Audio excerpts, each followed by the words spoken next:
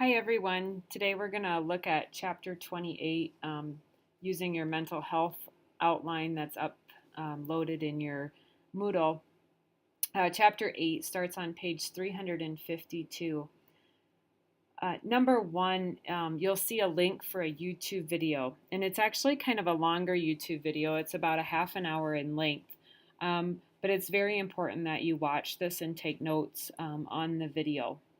While you're watching the video, some of the things you'll note, and you can also look in your book towards, are a couple of boxes on, and I'll let you know what those are.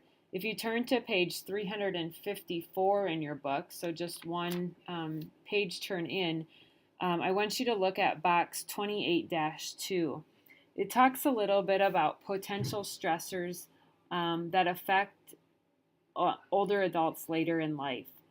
And so what is different that might drive them to have some mental health issues versus maybe people at a younger age. So you can kind of read through those. Sometimes it will, things fairly common like retirement, memory impairment, loss of ability to drive, functional impairment. So you can kind of get the gist here of a lot of changes that might affect them as stressors as people get older. And they'll talk about that in that video link that you watch. So again, it's really important to watch that video. Another one I want you to look at, just kind of going along with the video, is also figure 28-3. Factors influencing the ability to manage stress. So again, looking at some of those things. How much social support do they have? How strong are they or resilient? How patient or tolerant? How much control do they have over things? And so you can read some of those in box 28-3. And then lastly, in box 28-4, coping strategies for older adults, looking on the bottom of the next page. Really looking at how they're able to cope with those changes and those stressors. So one of the things I think that really comes out, it talks about actively compare current stressors to things that they have experienced and coped with in the past. How can what's in the past help them formulate a plan of action?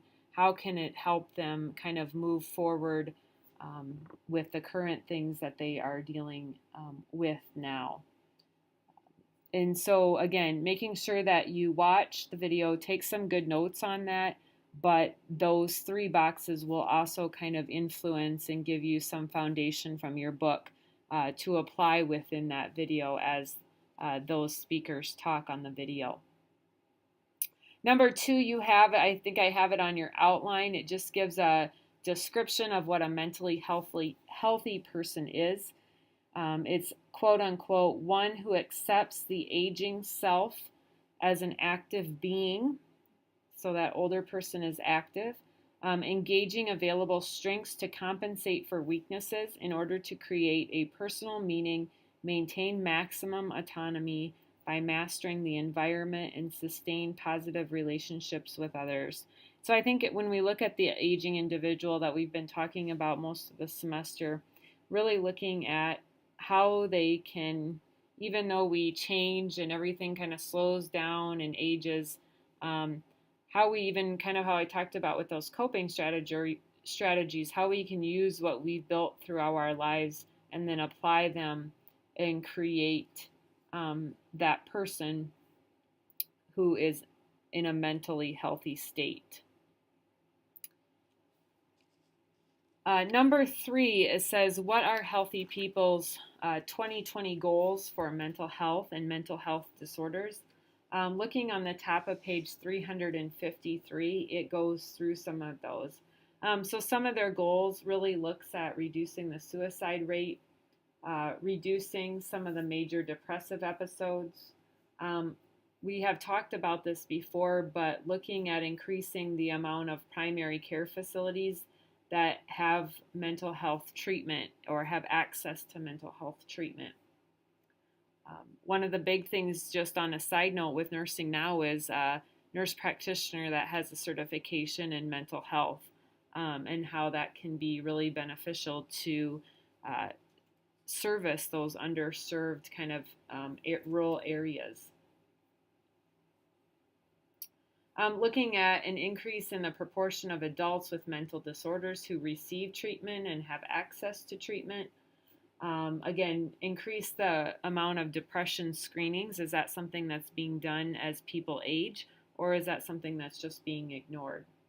The last one, I kind of skipped a few of them. Increase the proportion of homeless adults with mental health problems who receive mental health services.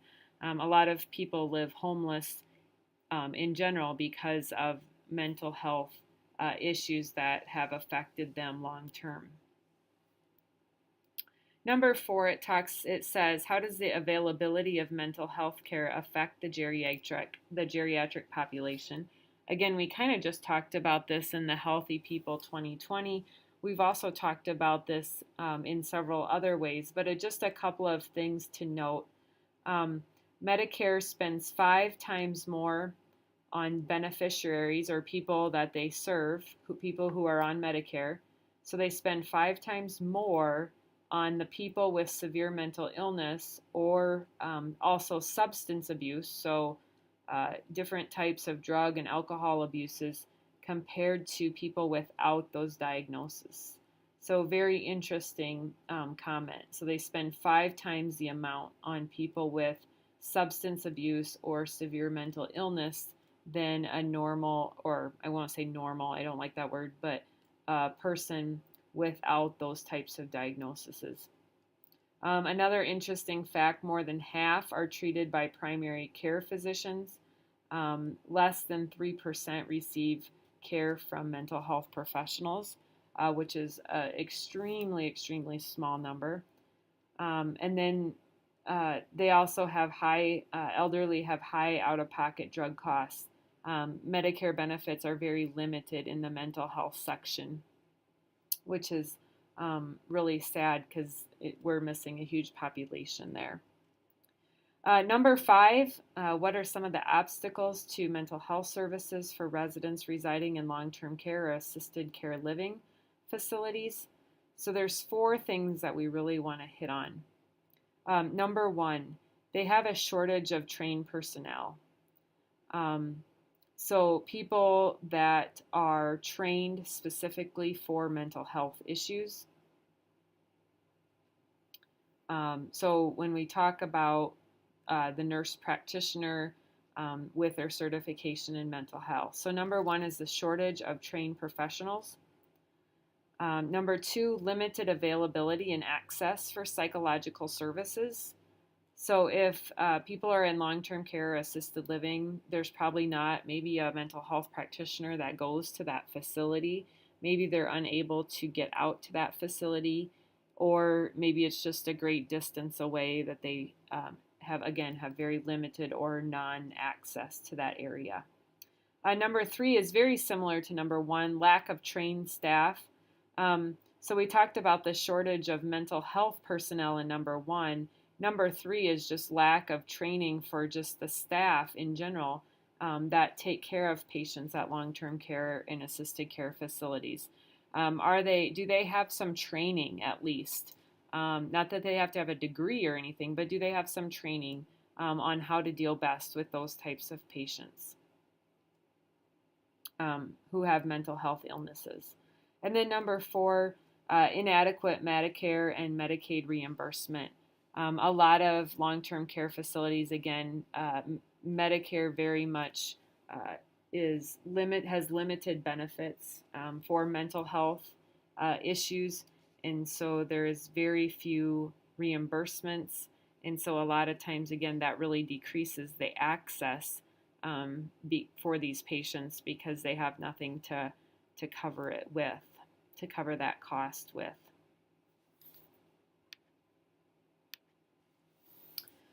Number 6, it says, what nursing interventions can be used to help an elderly patient deal with their anxiety? If you turn to page 361, box 28-12, it talks about intervention for anxiety in older adults. Some of this might be very similar to a younger person's anxiety, but some of it can also be different. So I think very similar to anybody who has anxiety. The second one down, I'm just going to pull a couple out, but please make sure that you read through them all. Listen attentively to what is said and unsaid. Pay attention to the nonverbal behavior and use a non-judgmental approach. Support them, encourage them. I think one of the things, especially in the elderly, is really looking at managing their physical condition. A lot of their anxiety might come as a result from their health or disparities in their health, problems that they're dealing with. Teach the person about anxiety, their symptoms, and the effects on the body. And again, if you kind of read through, a lot of encouragement, a lot of teaching, encourage the use of community resources such as friends, families, churches, socialization groups, self-help and support groups, and mental health counseling. So I just picked a few out of there. But again, I think some of them are very similar to a younger person, and then some of them then are the opposite, or not the opposite, but are more focused towards the elderly patient. If you turn to page 369,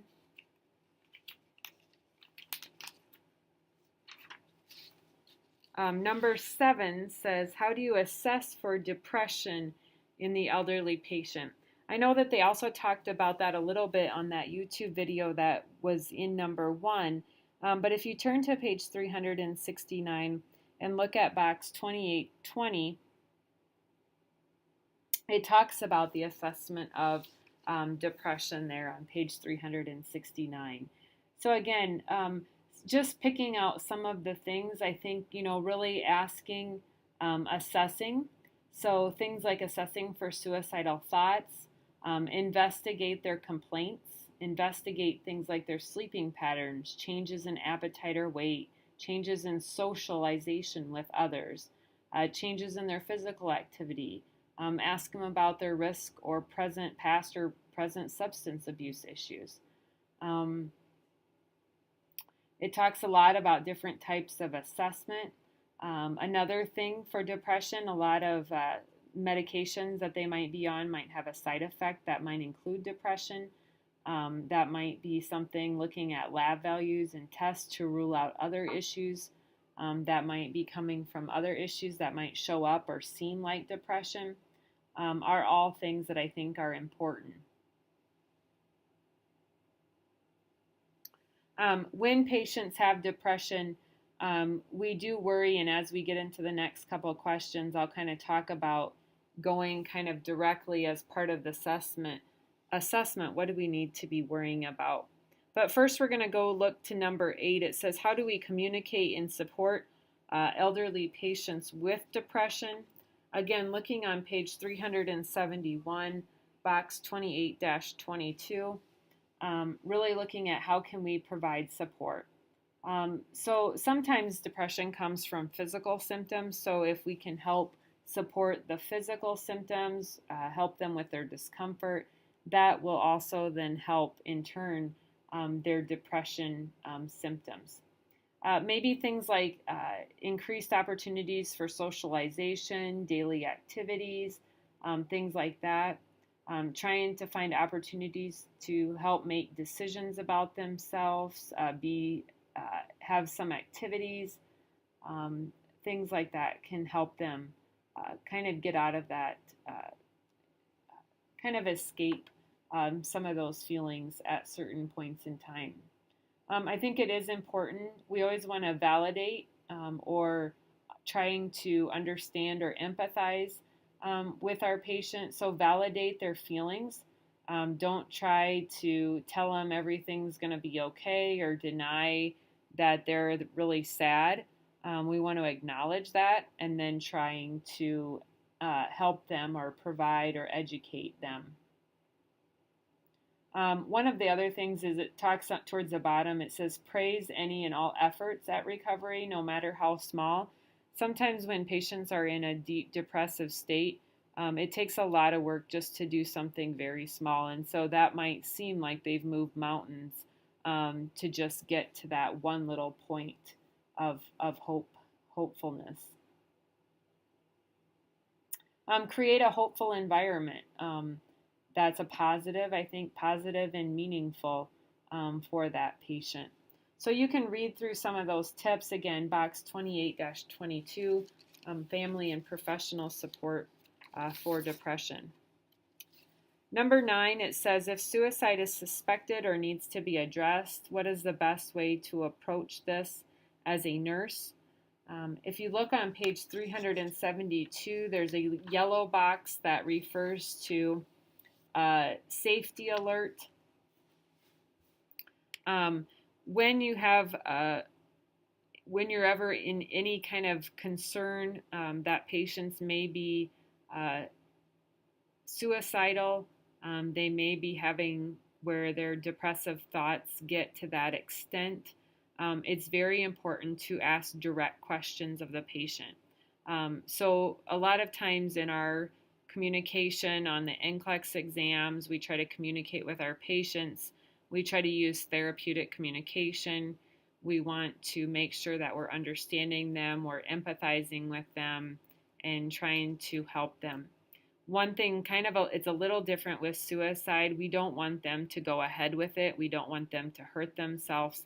And so at that point, it's a major safety issue. And so we ask them directly, ask them direct questions of the patient or family about their risks. So suicide risk, suicidal ideation.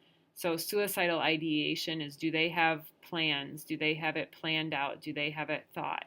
And if they can very explicitly probably tell you their plan of action and how they would carry out that suicide. So this is kind of one time where we directly just address the issue head on. Are you planning to commit suicide? Do you have suicidal feelings? Do you have a plan? Things like that. We want to directly ask them in that way. And then lastly, number 10, what are some potential signs and symptoms? We mentioned substance abuse earlier, but really just focusing on alcohol for a minute, although substance abuse can be a lot of other things. What are some potential signs and symptoms of alcohol problems or issues you might see in a geriatric patient? And so a lot of times a little bit different, but again, very similar. Signs and symptoms of alcohol issues might be related to situational events. Situational events at an elderly's age might be varying, might be somewhat different. Some of the more common ones are illness, retirement. They kind of don't know how to move forward, maybe with their life, or how to change, maybe to find that hobby. And then lastly, just as some examples, the death of a spouse. Just some interesting statistics.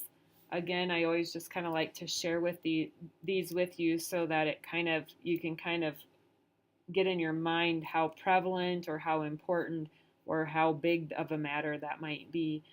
Just some interesting statistics about alcohol issues. Men actually are 4 times more likely to have issues with alcohol problems or alcohol addictions. But the book talks about how that might be somewhat changing. In recent years, they see that women are a little bit more vulnerable. And interesting enough, so that the men aren't the biggest, again, men are 4 times more likely, but they seem to find that women are actually more vulnerable. So if they get to that point where they do have an alcohol problem, they tend to have faster progression to dependence and alcohol abuse than men, and they have signs and symptoms of earlier adverse consequences. So we see the consequences coming from the alcohol issues faster in women than we do in men. Again, that kind of finishes up the outline for this chapter. Again, very important that you watch all of that video with number 1 and make sure that you take notes. In addition to the outline, make sure you take notes on that video and then refer to those boxes that I talked about with number 1. Hope you have a great one. Bye.